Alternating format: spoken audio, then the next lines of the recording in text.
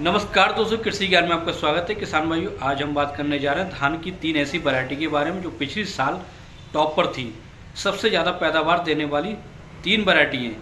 किसान भाइयों, अगर आपने हमारे चैनल को सब्सक्राइब नहीं किया तो सब्सक्राइब जरूर कर लें ताकि हम आपके लिए ऐसे ही जानकारी वाली वीडियो ला सकें। पहले बात करते हैं उन टॉप वैरायटी से। पहले हम बात करते हैं कि धान की नर्सरी कितने समय में तैयार करना चाहिए और कब कब इसका ट्रांसप्लांट करना चाहिए। किसान भाई, सबसे पहले हम बात करते हैं धान की नर्सरी की।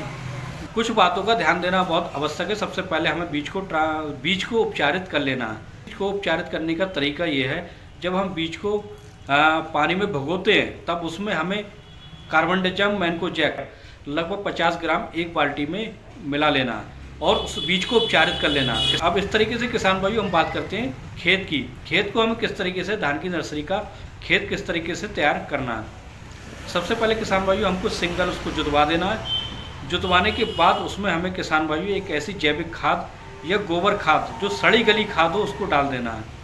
सड़ी गली खाद डालने से किसान भाइयों जो उसमें उसकी क्षमता होगी, किसान भाइयों हमें उसको सिंगल जुतवा देना है। जुतवाने के बाद उसमें खाद डालने के बाद फिर से जुतवा देना है, यानी डबल हो जाएगा। किसान भाइयों डबल जोत होने के बाद उसमें हमें उस पर पटेला लगा देना है। अब किसान भाइयों जैसे ही हमारा जो बीज उपचारित हो जाता है, उसमें जैसे धान की जबई हो जाती, जबई होने के बाद हमें धान की नर्सरी को डाल देना है।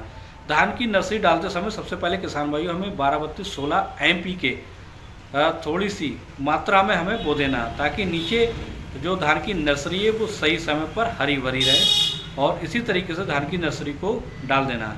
अब किसान भाइयों क्या करना है, जैसे धान की नर्सरी लगभग 20 दिन की नर्सरी तैयार हो जाए तो 20 दिन की नर्सरी को हमें उसको ट्रांसप्लांट कर देना है, यानी धान की रोपाई लगा देना है। ज़्यादा दिन की हमें नर्सरी नहीं रखना है, तो वो ज़्यादा फुटाव नहीं दे पाएगी, ज़्यादा विकास नहीं हो पाएगा। इसलिए कम दिन की नर्सरी को हमें ट्रांसप्लांट करना बेहद ज़रूरी है।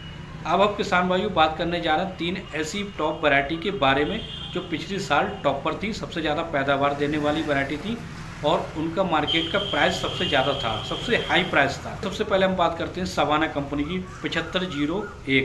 ये वैरायटी बहुत अच्छी है। पिछले साल किसान भाई उसने लगभग 30 से 35 क्विंटल प्रति एकड़ में पैदावार दी है और इसका मार्केट का प्राइस था लगभग किसान भाई 2500 रुपये। इसका 2500 रुपये प्रति क्विंटल का मार्केट का प्राइस था। बात ही किसान भाइयों PR की वैरायटी PR 126। PR 126 किसान भाइयों बहुत ही कम लागत में तैयार होने वाली सबसे अच्छी वैरायटी है और ये देसी कलम है। लगभग हम मार्केट की बात करें किसान भाई, मार्केट में इसके प्राइस लगभग 2000 से लेके 2200 तक इसके मार्केट के प्राइस क्विंटल के हैं। बीज PR 126 का बीज लगभग 50 से 60 किलो के हिसाब से मिल जाता है। भाइयों नंबर 3 पर आती पूसा की 1509 किसान भाइयों बासमती किस्म है और इस तरह किसान भाई बासमती किस्म ये पैदावार देने में अच्छी है और ये भी कम खर्चे में कम लागत में तैयार हो जाती है। उसकी मार्केट की प्राइस की बात करें किसान भाई, शुरुआती मार्केट का रेट इसका लगभग 3000 से ऊपर ही रहता है। किसान भाइयों पिछले साल टॉप 3 वैरायटी रही हैं।